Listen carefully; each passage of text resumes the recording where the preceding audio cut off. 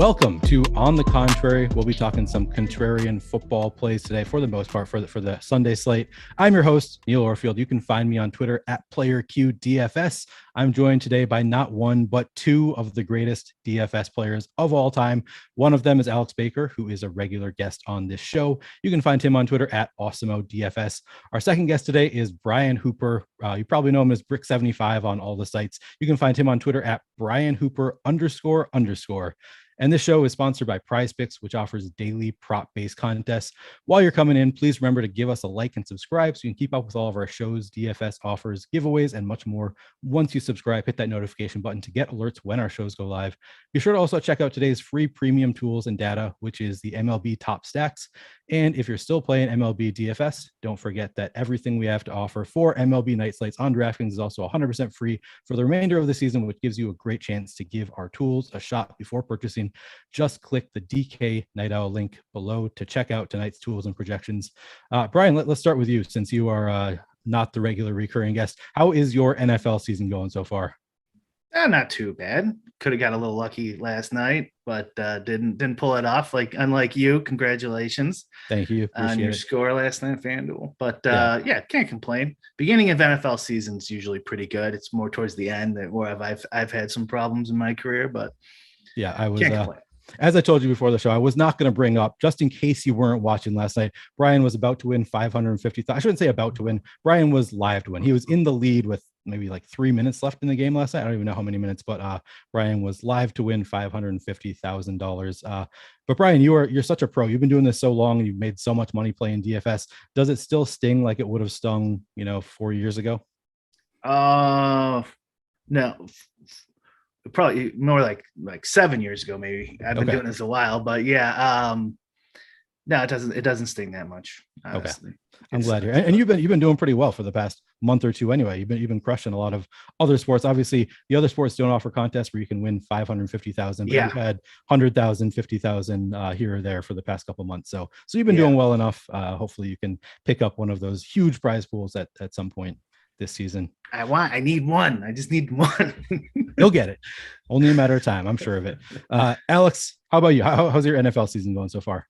It's good. I booked a trip to New Orleans, so that was pretty cool to get that out of the way early in the season, because trying to go all out on the qualifiers is kind of expensive, and I'm hoping to learn enough from week one to be able to bank week two. So that's really why we're here. Okay, I didn't see that, Alex. What is in New Orleans? Is that the football final or is that the King of the Beach? What is that? The DraftKings football final. Yeah. Oh wow, that's a big one. Exciting to be going back. You're going to try to max out those tickets again? I don't think so. I mean, I only need one to win the top prize, so second just isn't that appealing. Okay. I was thinking maybe, you want to be interviewed by Stokastic again, but you just got to have one, right, to be in that conversation. Yeah, everyone wants to root for the underdog. So having a single entry, that just makes you more relatable. That's good. That's a good point. Nothing like Whistles Go Woo with he max. I guess you didn't max out last year. Whistles Go Woo maxed it out last year, and nobody was cheering for him. I mean, come on, who needs 7 tickets? All right, guys. Let's start with just a little bit of strategy on this show. And I want to start talking about, we'll be mostly talking about the contrarian plays, but I wanted to start talking a little bit about chalk because I watched the Lowell's broadcast yesterday that Brian is on regularly with Pete Overzet every week. And you talked yesterday, Brian, about how, you do need to have some chalk in your lineup, right? You don't want to play a lot of 1% owned guys. You want to have a lineup that is going to project well. And generally the reason guys are chalk is that they project well, either in total fantasy points or points per dollar. So I just want to start by asking, is there any chalk, Brian, I'll start with you, any chalk that you're willing to eat this week that you anticipate being, at or above the field? We don't have anybody over 15% ownership, but anybody who, or too far over 15%, anybody above that 12% projected ownership number that you think you're willing to eat this week? Yeah. And we are, caveat, we're a couple days early still, but yeah, as of right now, I did just run everything, and Barkley, I'm double the field on, and he's, I think, the highest projected owned. So there you go. Barkley. Okay, Saquon Barkley. Yeah, he's 70. I'm refreshing my stuff right now. I had to refresh everything just before the show, so I got to pull it back up. But I think he's 7,300 or something, really low this week for a guy of his caliber, his upside. So Saquon Barkley, a guy that Brick is willing to go over the field on. Alex, are you willing to go over the field on Saquon Barkley, or is there anybody else that you want to throw into that conversation? Yeah, Saquon looks pretty dope this week. The flag plant for me is Greg Dortch for Arizona.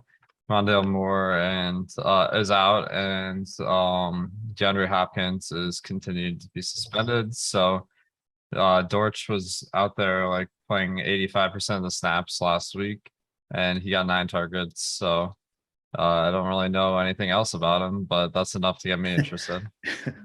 Yeah, I don't know what he looks like. I don't know his jersey number. I don't know who Greg Dortch is, other than, yeah, it looks like a good play this week. Maybe that's somebody that I'll be willing to play too. We'll see where the ownership goes. Currently projected for 12.7% ownership.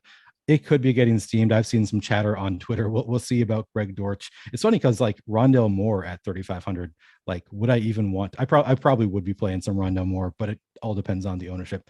Okay, I think that's enough chalk talk. This is On the Contrary. Let's talk contrarian plays a little bit, and let's start at quarterback. And I'm just going to open it up to you guys. I'll start with Alex here. Who's a quarterback that you like today under 5% ownership? Are there any quarterbacks that you think you're going to be going today this week in any kind of numbers who are under like 5% projected ownership? Oh yeah, definitely. I always like my quarterbacks under 5% projected ownership, because like I think the long shot players at quarterback, like, you can make up for their lack of projection with correlation. So there's a few I'm looking at. Like the top ones on the top stack tool right now are Mac Jones, the under 5%, Mac Jones and Tua Tagovailoa. Like Tua, I think he'd be my preference, because Miami's been a pass first team for a while. Well, New England doesn't pass quite as much, but I think both are pretty interesting. Let's see, New England is playing Pittsburgh, Miami is playing Baltimore. So playing Baltimore, they kind of can run the clock pretty effectively, but Miami is most likely going to be having to pass to win. So Miami, Tua might be my pick. Okay, so Tua number one, maybe Mac Jones as a secondary kind of contrary option at quarterback. Yeah, definitely. And don't even get me started on other contrarian options such as Mitch Trubisky. Nobody's playing Mitch Trubisky this week. Nobody should play, right? Nobody should play Mitch Trubisky this week. Well, yes, I agree. Like, don't play Mitch Trubisky. Let me play him and win the monies. All right, it's good to hear. Okay, Brian, I've talked to our mutual friend Gio a few times about this. His strategy is only play good quarterbacks. Just pick like 5 quarterbacks. You should only play the guys who are good. Do you take that same approach? Are you going to be playing only the good quarterbacks this week, or do you think you're going to be playing any contrarian quarterbacks? No, I'll play more contrarian than Gio does normally. In the like, how many entries was there in the Millie last week? Like 1 point something million. Last week was ridiculous. Yeah. So I had like not a bunch, but some Mariota who was like 0.9% owned. He could have won you the Millie. I mean, like, I know we're making fun of Trubisky. I do it constantly myself too, but like, I guarantee he will be like, some sharps will be playing someone like him. But to answer your original question, like Carson Wentz, Tom Brady in that more 4% range are the guys my Sims are telling me that I'll be playing some of. Your Sims are not afraid of the New Orleans defense. Are you personally afraid of the New Orleans defense? I mean, in real life, yeah, those guys could probably hurt me pretty bad. They're professional athletes. But no, in DFS, I do not care. All right, probably smart to be afraid of them in real life, and probably also smart to not be afraid of them in DFS if Tom Brady is going to be getting under 5% ownership. All right, any other? Let me actually take a look and see if I have anybody I want to ask you guys specifically about this week. I mean, we're seeing Kyler Murray at 4.1% ownership. Can I interest either of you in Kyler Murray? I'll start with you, Brick. Any interest in Kyler this week?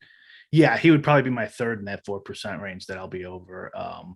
Yeah, I don't know if we're doing fades too, or is that another portion? Oh, let's do it after we. Mine actually, is okay. Yeah, let's hear your fade. Is Trey Lance right now? I think he's going like 9%. I don't have your guys' ownership up, but yeah, almost a full fade on Lance. So. Okay. So we currently have him at 5.4% ownership. If he did come in at 5.4% ownership, would that change things for you? That probably would change things a little bit. Yeah. But I have him at 9. Yeah, it depends on where he ends up on Sunday. But either way, even at 5, I'm assuming he's not going to be popping for me. And an under 2 on, I don't know what you guys have Goff at, but I'm also under on Alex's boy, Jared Goff. Yeah, Goff is we've got him at 6% projected ownership. Yeah. Okay. Alex Kubert asks if me and Bric are the same person. He says we look exactly alike. We get that from Shrek on Twitter from time to time. Do we look that much alike to you, Alex? Yes, I agree with them. It's good to see you guys on the same show again. Just for all the people who might have thought you're the same person. Yeah, but prove it. Okay, so I'm looking at FanDuel now, and Marcus Mariota is kind of interesting. On FanDuel, I think that passing's a little bit less valued, so getting that rushing quarterback could be an advantage. He's super low owned, and my favorite guy Tua is priced up on FanDuel. So I guess the moral of the story is make sure to adjust for whatever site you're on. Yep, that is always good advice. Yeah, Mariota at 7,300, not the cheapest quarterback we have in this slate. Mac Jones, who you liked on DraftKings, is 6,400 on FanDuel. You can be playing some Mac Jones on FanDuel as well. You better believe it. Of course. But the other thing I'm seeing is so on DraftKings, Stafford and Carr, they're not quite the top tier. They're the top on our top stacks. But the mid-range quarterbacks are just all more clumped on FanDuel. So going to the top guys seems to be more advantageous on FanDuel. Okay. And do you have any fades this week on either site, Alex? Yeah, I mean, really too many to count, but well, let me think about this. I guess since we're on quarterback, I'll try to come up with a quarterback fade. Yeah, I just mean at quarterbacks for now. Okay. Lamar Jackson is always really tough to stack in a main slate because he's really expensive, and then the Baltimore Ravens don't pass very much, so it's just tough because you're at a disadvantage to some more correlated lineups, and that might be a guy that I'm not as high on. Yeah, so we talked about that a little bit last year, Alex, that you generally don't like to run out naked quarterbacks. You prefer to just, even the running quarterbacks, you want to correlate with them with somebody just to kind of take away that roster spot that you have to worry about. Is that still true this year? Or you think you're not going to be running out too many naked quarterbacks? Yeah, I think people get it twisted where they're okay, Lamar can succeed on his own, so you don't need to stack him. But then you still need to get 3 wide receivers right. And the chance that wide receiver hits is low. So it makes it a lot easier if you get that kind of built-in thing where if your 2 wide receiver picks hit, then you have a freebie at quarterback.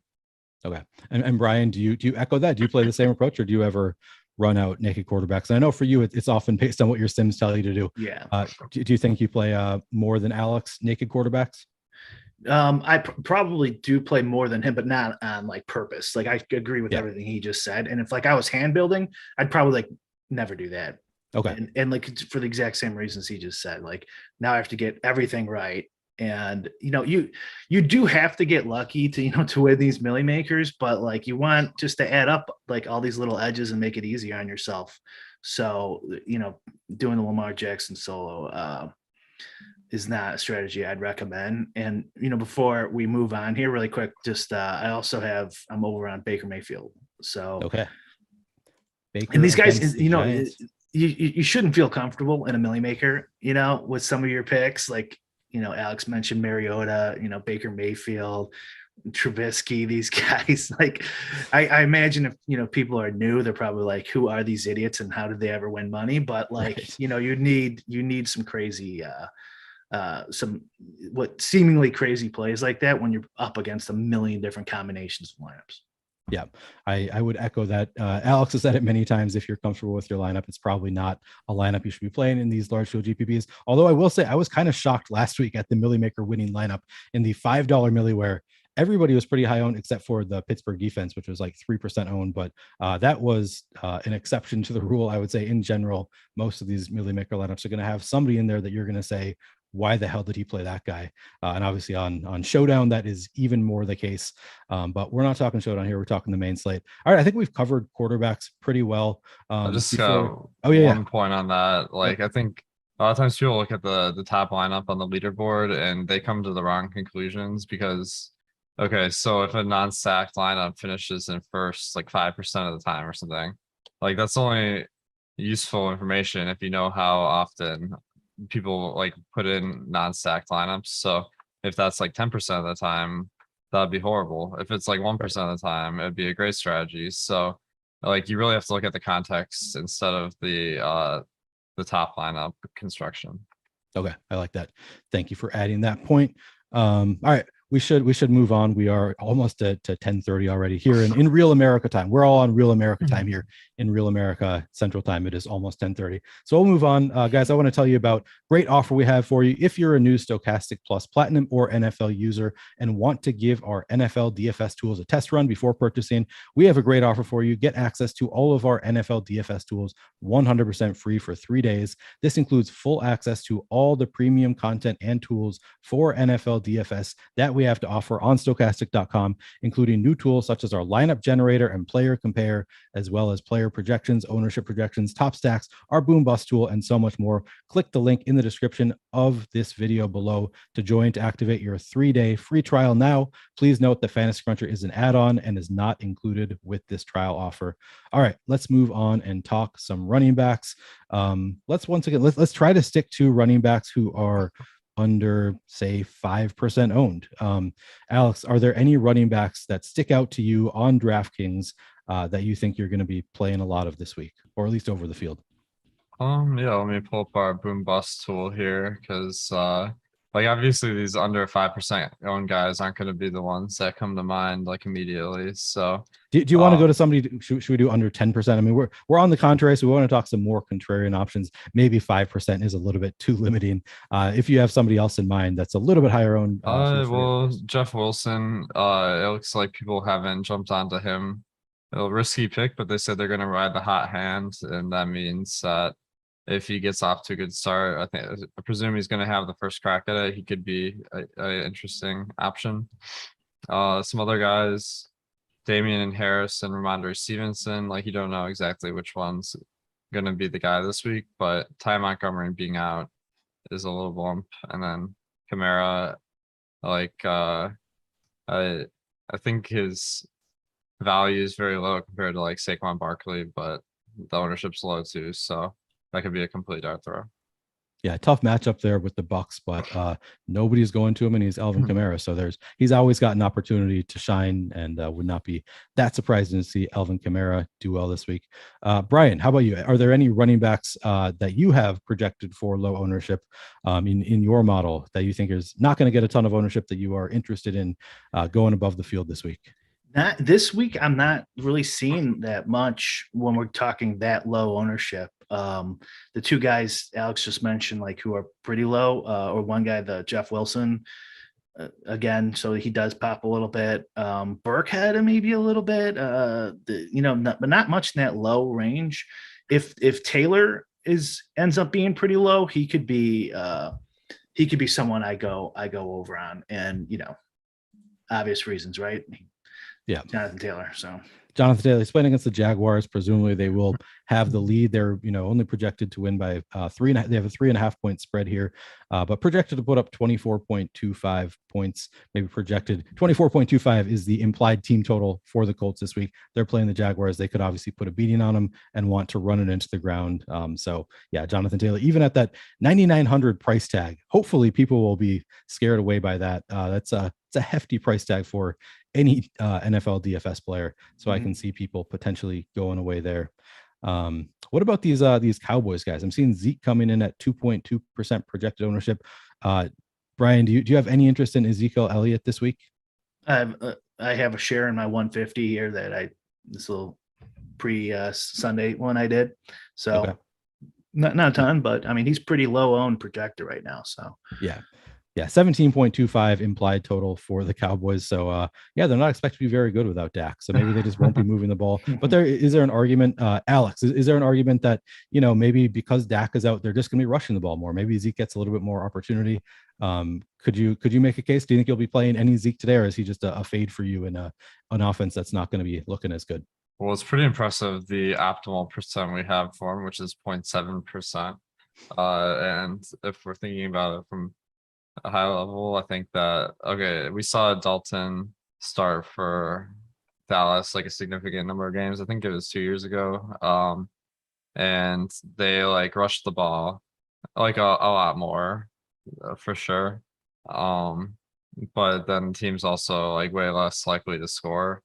And Ezekiel Elliott's workload is about 50% of the rushing attempts, and he's splitting pretty heavily with Pollard. So just like there's a lot of reasons not to go to him. Okay. Brian, I liked your idea of talking about some fades as well. Are there any running backs that you think you see that are just going too high owned for you that you think you're going to be going under the field on this week? Yeah, it looks like James Conner, Cordarrelle Patterson are two that are sticking out. Maybe Henderson from the Rams too. Okay. Yeah, 5,700. He's getting 17.2% projected ownership. We have him booming just 10.5% of the time. So that makes sense to me. Those are some good names to throw out there. Alex, do you want to echo Bric sentiments or throw anybody else out there? The guy that's really standing out to me as a fade at running back is Joe Mixon. Like it seems to, like, from a subjective standpoint, you got Cincinnati as big favorites versus Dallas. But okay, so we got 7,200, and okay, Cincinnati is more of a passing first team, so you're kind of banking on having a lead, which is not unlikely.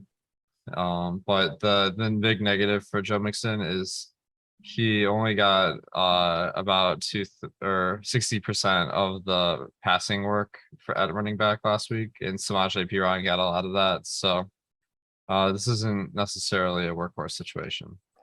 Okay. Alex, while I've got you here, I always like to pick your brain about the tools just a little bit while we're talking. I've got the boom bust tool open here. We have two columns. We've got the boom percentage for every player and then also the optimal percentage for every player. Mm-hmm. Is there one of those columns that you find more valuable, that you look at more closely when constructing your lineups? Yeah, I think they're both like useful. Like boom, that doesn't really factor in other players. So like the nice thing is that kind of just is a consistent metric that you could rank people on week to week, while optimal like relies a lot more on like slate context. So I think that they're both pretty good. Okay. All right. I think we are ready to move on from the running backs. First, I'd like to tell you guys about our sponsor, Prize Picks. Prize Picks offers daily prop-based contests. You can click the link in the video description for a $100 first match deposit bonus.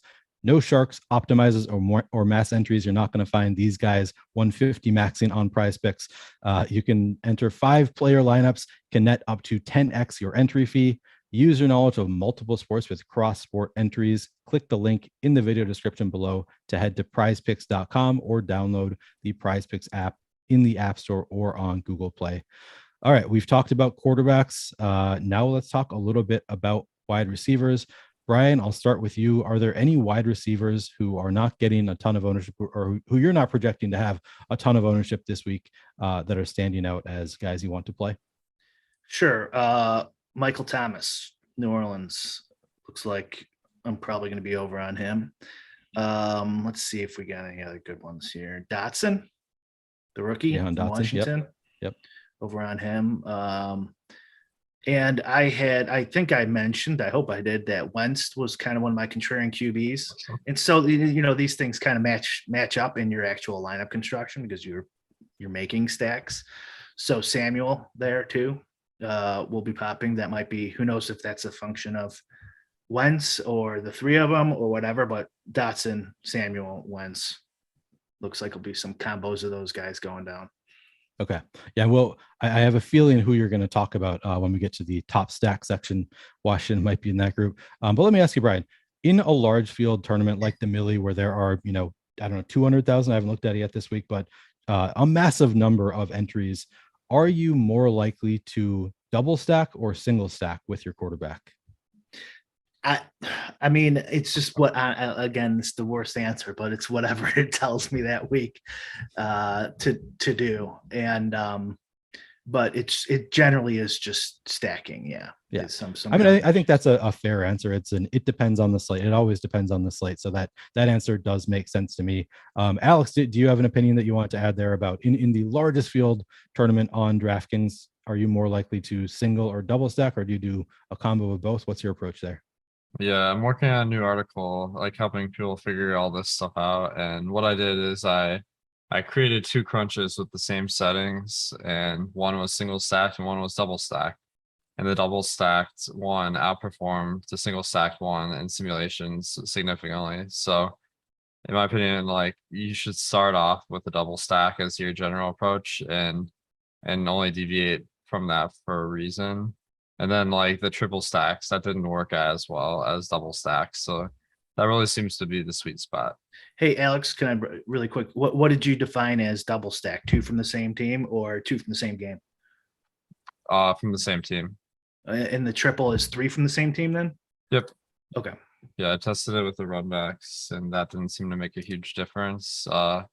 So it's like, I tried one that was like running back, wide receiver, tight end, double stack, and one that was just wide receiver, tight end, double stacked, and they seem to perform about equal. So I think either way you set it up, that would be probably my default.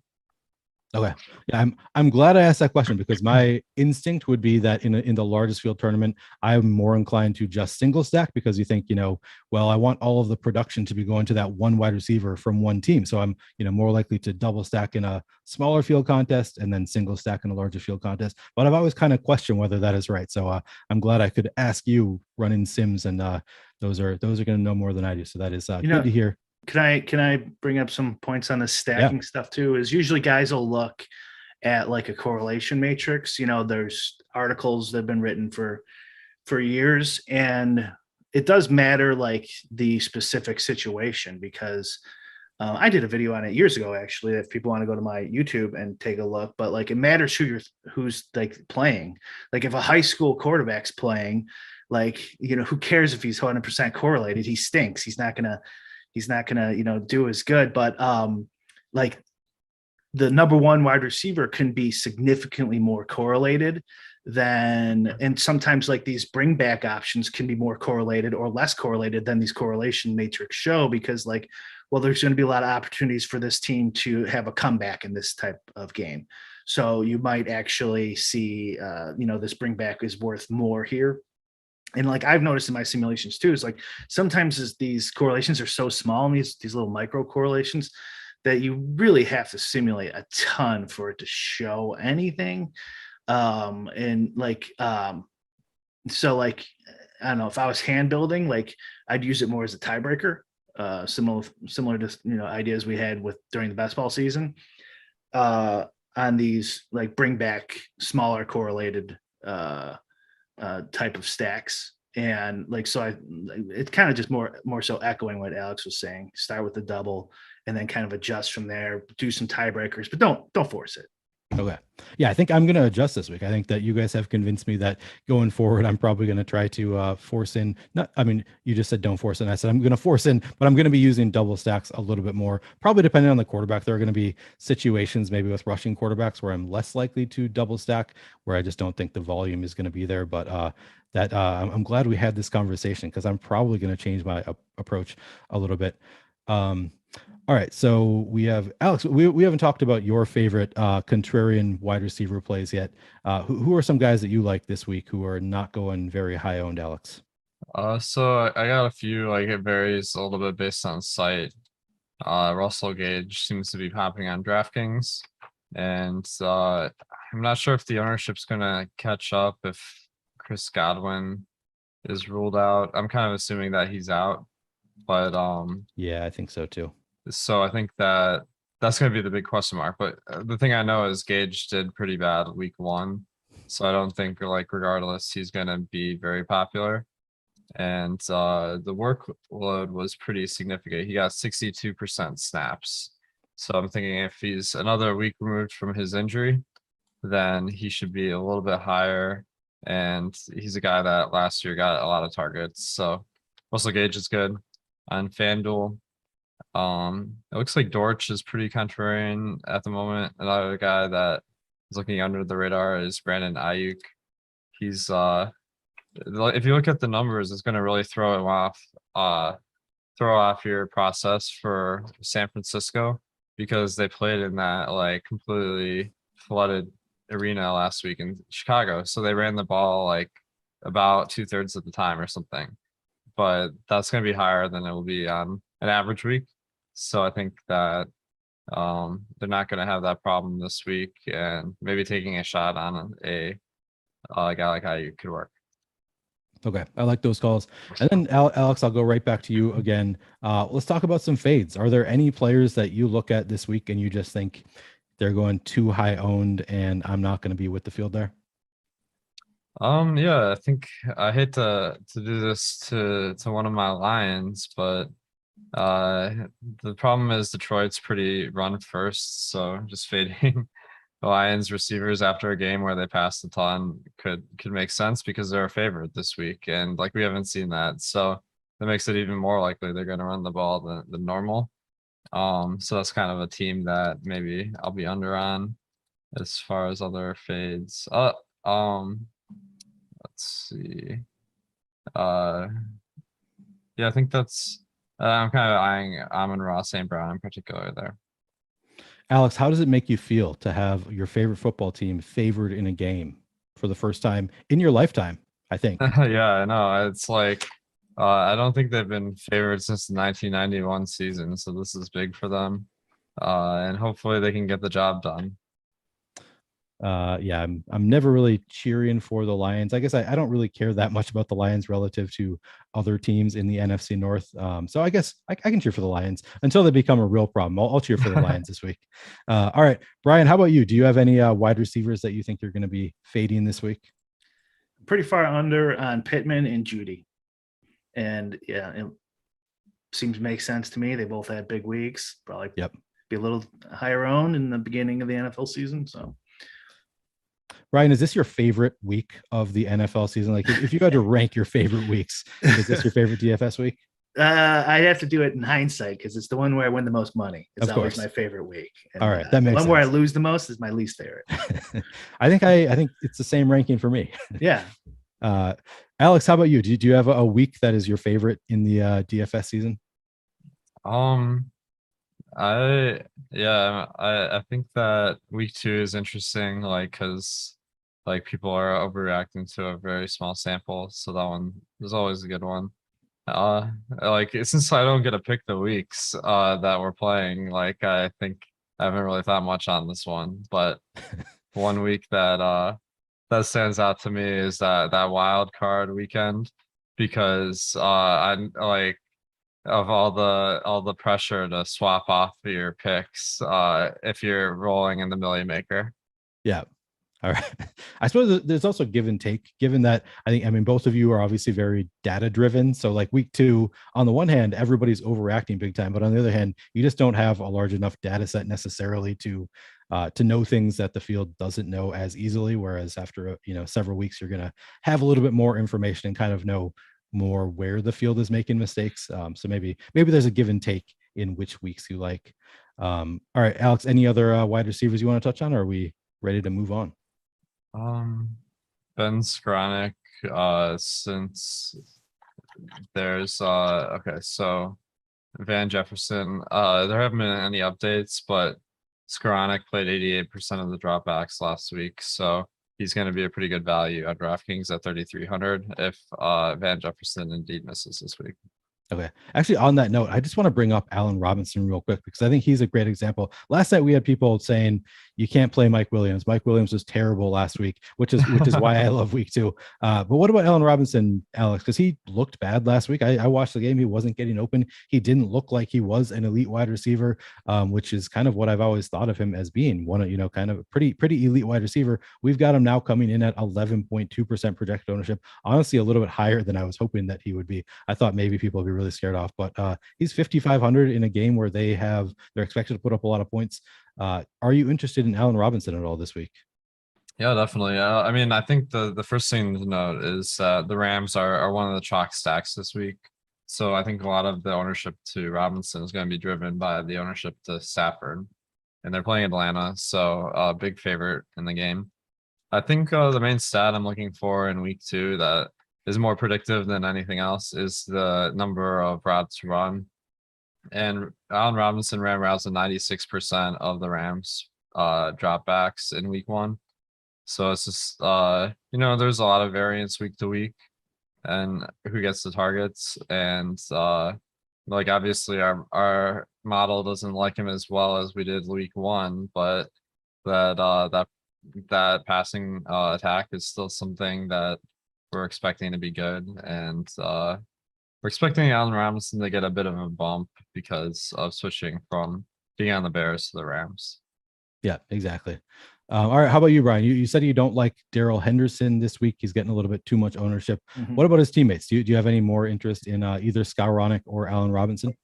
Yeah, I have them both. I'm over on Robinson, and I like that. I think 1 week.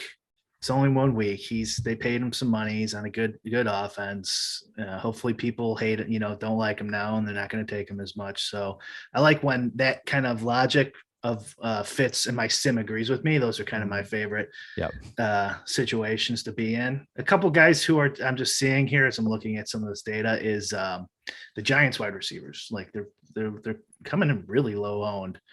And again, we're talking Millie Maker type of entries here. So Shepard, Galladay, I'm probably going to have some stacks. So it won't take much to get over the field. Yeah, we've got Sterling Shepard coming in at 2.1% projected ownership.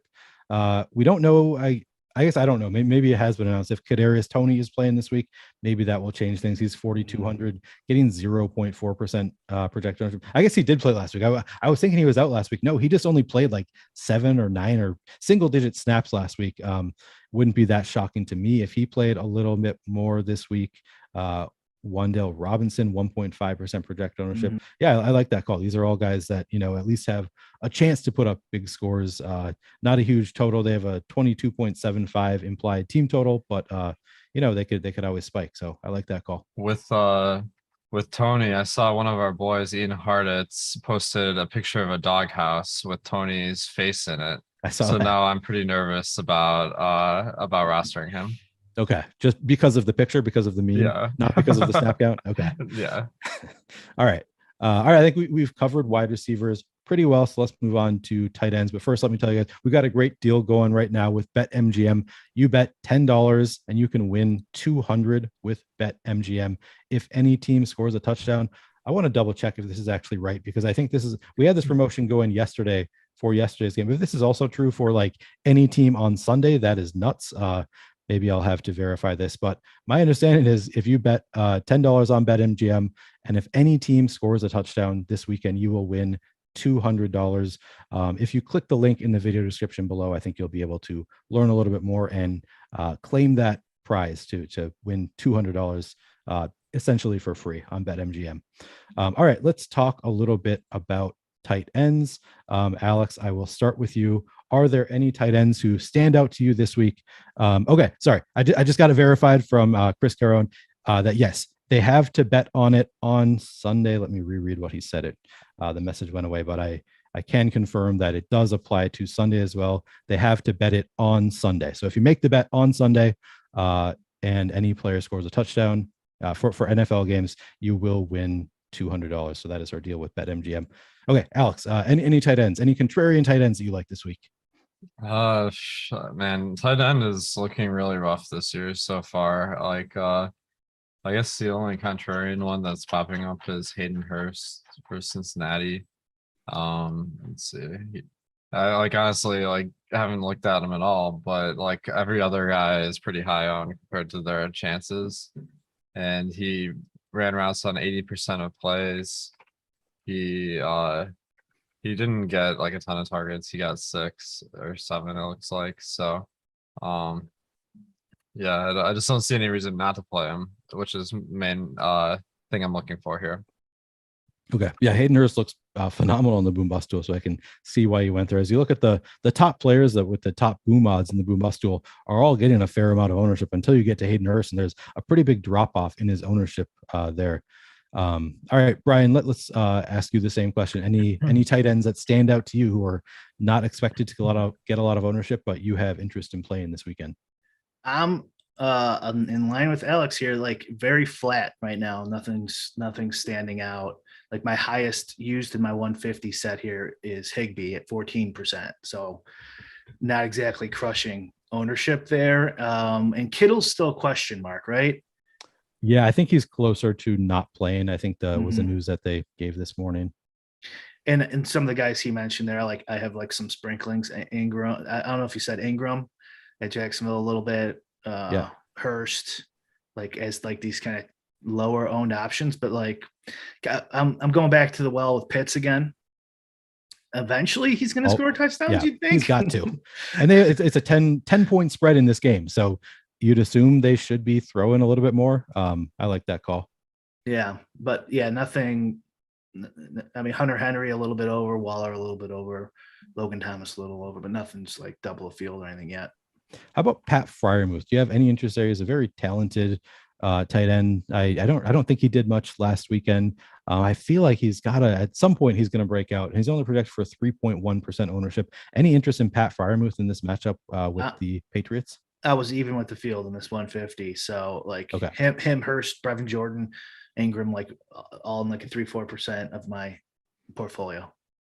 Okay. What about fades? Are there any tight ends that you see yourself getting just well below the field this weekend? Well, I mean, that's what happens when you're flat. You're usually not fading then because you're pretty spread out. So a little bit under on Andrews and Alberto, but like nothing. And Kittle's like a question mark here, so I'm not even trusting those numbers. I mean, I'm not really that far under, but like Schultz, with Dak out is an obvious like, why are we playing this guy unless his ownership gets down to the 1% range or something, which maybe it could, and then maybe it flips, and then you want to go 4% or something. So. But yeah, again, when you're flat, like there's no hot takes here for me anyways. All right. Works for me. Alex, we got a question in chat. Marcus Amparo asked, what about David Njoku? Any interest in David Njoku this week? Yeah, I haven't really thought about him a ton, but let me look at the numbers real quick. He ran routes on 70% of plays for Cleveland. Cleveland's passing offense is pretty suspect with Jacoby Brissett. So this is mostly like kind of a salary versus opportunity comparison for me, and he's 3,700 on DraftKings, which I think you can do about as well at 2,500. So I probably wouldn't go to him. But one guy I think is a huge fade. Like this might be obvious to a lot of people, but Mike Gesicki, it just looks like his role in Miami this year is not nearly as big as it was last year. So it wasn't a fluke. He did poorly the first game. I just think he's unplayable given what we saw last week. Okay. And I'm going to ask the same question to you about Pat Freiermuth. I just see Hanius one posted in the YouTube chat that Freiermuth had 10 targets for 5 receptions and 75 last week. I didn't verify that, but I assume he's not lying to me. And I like Muth anyway. Do you have any interest in Pat Freiermuth this week? Yeah, I mean, anyone who's playing with Trubisky, I'm interested. But yeah, I think that he's a good talent, like so that can make up for a team that's probably not as great at passing, and so he got plenty of work last week, so he's solid. Okay. What about fades for you, Alex? Are there any tight ends that you see yourself going well under the field on this week? Yeah, just Gesicki was my fade, but I can try to come up with another one. Isaiah Likely, it looks like he's getting some ownership. I just like, let's look at his numbers from week 1. He was out there on 50% of snaps and I think that or he ran routes on 50% of Lamar passes, and that's just not that exciting. And then you couple that with the fact Baltimore rarely passes. I just don't see it. Okay. Yeah. I guess the price tag is a reason to go there, and he seems to be talented, but more hype than actual projection at this point. I don't want to say ability. Maybe he is a very talented player, but just he's not getting enough opportunity this weekend at this point in the season. I think some of us drafted him in best ball, and we're hoping that he breaks out a little bit later on. But I think that is we're good enough for tight ends. I think. I don't know how I got way up here. How about let's move on to defenses. I think we're going to skip the Stokastic Hall of Fame because we don't have that much time. We started a little bit late, and it's mostly the same names on there that it's been all week. Guys have been. I thought it's mostly you this time. When I was added to it. I was added to the Hall of Fame. I don't think we need to go over that again. I appreciate all of the congratulations I've been getting, but we've got a couple milli makers in there. I look bad compared to the guys winning millies with the Stokastic avatar. So that's why I want to skip it. I don't want to see. Yeah. So on Sunday, in our Discord, like everyone was going nuts because one of the Discord members won $1 million. So that was pretty awesome. Oh, really? On Sunday? Yeah. Yeah, it's funny because my buddy Matt like also banked a milli on the Juggernaut on FanDuel, but everyone was going so hype on this other guy that they missed it. That's really funny.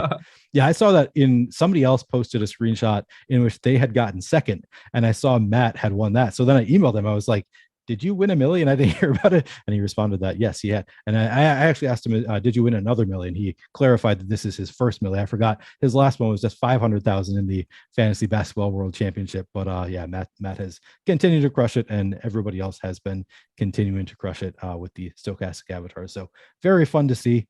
But we're all right. Are we gonna do it? All right. Let me pull it up. No, we got it. If we're doing it, we're doing all of them. Do you have it on the screen right now, Mike? Okay, I figured out how to do this to pin it. All right, guys. So first of all, to get into this Stokastic Hall of Fame, download the Stokastic profile pic at stokastic.com/avatar. Tweet your wins at Stokastic Hall of Fame, and you will win a free month of Stokastic Plus Platinum. You can only win it once per year, so keep that in mind. That is how you become a Stokastic Hall of Famer. All right, Mike, can we go through the slides? I didn't post a link to myself. Oh, you're just going right to mine. Yeah, I linked the FanDuel. It's not showdown. The single game slate on FanDuel was a 3-way chop of $200,000 last night. Kind of a sore subject on this particular pod because, as we were saying, Brian was winning 550,000 before the end of the game. So, maybe a sore spot. We don't really want to talk about it. I was trying to skip it because we don't want to talk about it in front of Brian. But yeah, it was a fun night. I had been on a big losing streak, and Brian has been winning anyway. So good for me to break out of this, right, Brian? Yeah. I love when you win and I lose. I love it. Yeah, I'm sure you do. All right, good enough. That is enough for me. There's my lineup. You just skipped right to mine, Mike. I thought we had several before mine. Okay. All right. And here's Matt Naughton. That stunner. I had him on high stakes. Check it out. I don't remember which week it was last year, but really fun interview. Won $1 million, as Alex was saying, and nobody noticed last week. So congrats to Matt. Chillman9, Samuel Hillman, 3 weeks dated, said that he not a field of 5,000 plus. So this is a smaller field, milli, but he took down $1 million in golf. Congrats to Samuel. That is a huge accomplishment. That's a bad beat, winning $1 million, not even qualifying for. I know he's not even in the Hall of Fame after winning $1 million, but I guess the money helps a little bit. What's with all these guys with the awesome avatar? By the way, the past two both have the awesome avatar. Here's a guy who knows what's up. Steve Buzzard, the Colts won 100,000 last Sunday in the bootleg. Steve wins all the time. Obviously, a great player and Stokastic employee. Congrats to Steve. Deathflower 74, Colin McCourty, and Falstaff 64, who I don't think I'm familiar with. Maybe I just don't know the username here, but they split I think it was a Monday Night Football showdown this week. Congrats to those guys. I don't know how many ways they split, but I think they've got. Actually, I don't know if they have a shot at the Tournament of Champions. I'm not sure if that was included in that one, but they split it not many ways. So that's really impressive for both of them to share this prize. All right, that's it. All right, guys.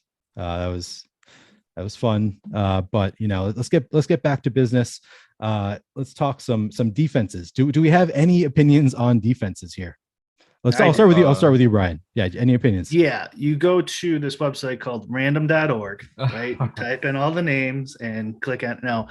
I mean, defense is like, if you look at like the Commanders, although I hate saying that team name, Washington football team is so much better. Last week chalk, right? This week like dead last. So it's so random, and so I still run it through the Sims, and even though the Bengals are chalk, it is giving me a decent amount of them right now. And I guess the contrarian defense, I don't know how much you guys have them on, is Atlanta for me right now.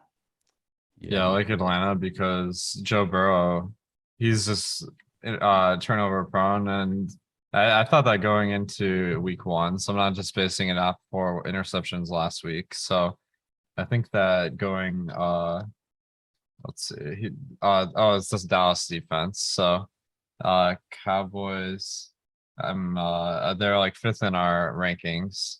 So that's one. I also agree with Atlanta, with them facing Matthew Stafford, who's also known to throw some interceptions. That's really what I'm looking for. Yeah, we've got Atlanta coming in at just 2.7% projected ownership with a 9.5% chance of booming. So they look good this week. What Cowboys about, for me too, actually. Yep. Yeah. So Bengals, Cowboys, Falcons.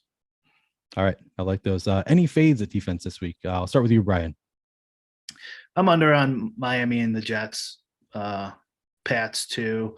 I mean, it's not,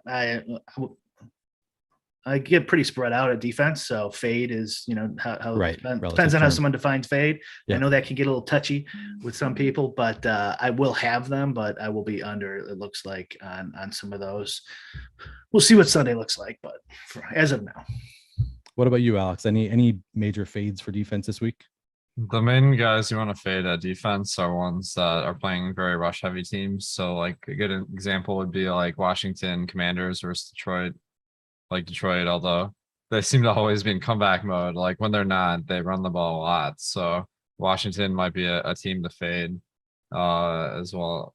Like somehow the Dolphins are popular, even though they're playing Baltimore. That doesn't really make a ton of sense. So that would definitely be a fade. Yeah, it seems like an easy fade.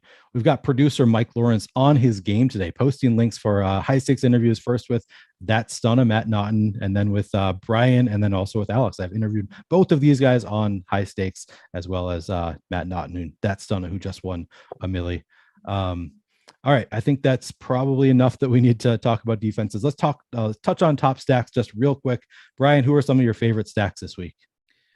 Yeah, you were right. We already talked about a couple of them. Washington, and with maybe the Giants. We gotta wait until see who's playing and stuff like that. But that could be some good low owned shots. So Washington, Giants, and let me look really quick. One more. Let's see here. Maybe it's not gonna be super low owned, and this might be because of Godwin though, is Tampa stacks too.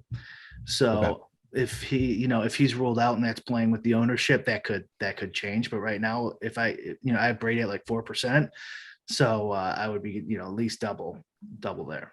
Yeah, I think we have him similar in our tools. Alex, how about you? Who are some of your favorite stacks this week? Miami, like it goes hand in hand with the quarterback picks, so pretty much the same. Like New England, Miami, Mac Jones, Tua. Some other guys. I mean, it looks like Joe Burrow is ranked highly, and like he had kind of a rough performance last week, so maybe he'll be a little bit underowned. And Russell Wilson, like although they kicked it instead of passing, like they actually did pass more than they had been last year, so that was an encouraging sign. Okay. And I know you like Marcus Mariota on FanDuel, so I assume you're going to like the Falcons on FanDuel a little bit. Yes, on FanDuel, the Falcons definitely, and Jameis Winston, he looks pretty low owned on both sides playing Tampa Bay. That's probably going to result in a bad performance, but like I always like throwing a few darts that way. Okay. And any major stack fades for you this weekend, Alex?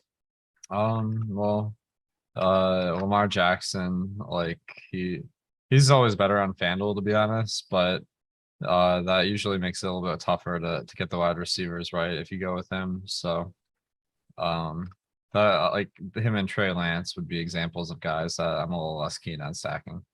Okay. What about you, Brick? Any fades from the stack standpoint? Yeah, and I forgot to mention on the play Mayfield could be some stacks with him.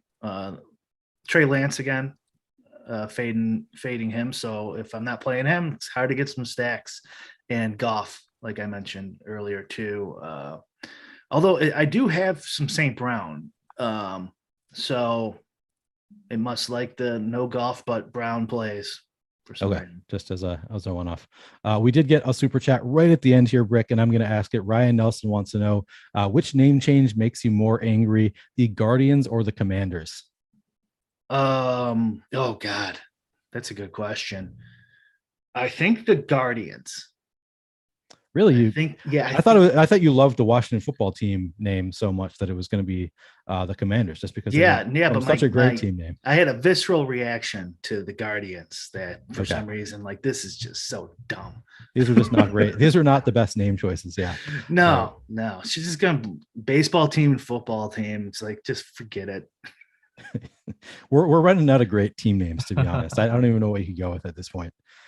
Well, I thought the Washington football team was a great team name. I agree with you. They had nailed it. I don't know why they changed it. It seems like a polarizing team name, to be honest, but I was definitely on the side that liked it. I liked it too. Yeah, they fell into it too. These idiots couldn't even think of a name. They got lucky. You got a good one, and then change it. Yeah. All right. I think that will do it for the show today. Brick, where can people find you? Bric75.com is my website. Brian Hooper __ is my Twitter. I do a show every Thursday now at 1:30 Eastern with Peter Overzet on his YouTube. And I have an overlay app that's on my site that works with Chrome or Mozilla, that you could take the stochastic projections and put them right next to the player and their ownership right next to the player. And if you hand build, it makes it a little easier for you. If you didn't hear, Mike Lawrence, the producer, just said it's so good. I did not have the opportunity because I forgot my password and was not able to reset my password before the end of the best ball season. So I'll have to try it out the next best ball season, I guess, because I did. Well, it works with DFS, is what I'm saying too. So well then we'll need to talk, because I need to recover my password and I haven't been able, but we can do that off air. Alex, any final words? Just guys, thanks for tuning in and supporting the show, and hoping that some of our advice will help you guys win some big money. And if it does, let us know, because it's always great to see the success in the community. Guys, thanks for watching. If you haven't already, please do give us a like on this video. Subscribe if you haven't already, so you can keep up with all of our shows, DFS offers, giveaways, and much more. Once you subscribe, hit that notification button to get alerts when our shows go live. We've got Aiton coming up in about 50 minutes doing some betting shows. He's got a couple betting shows coming up this afternoon. And then later tonight, we've got the MLB Deeper Dive and Live Before Lock. Thanks for watching, and good luck this weekend.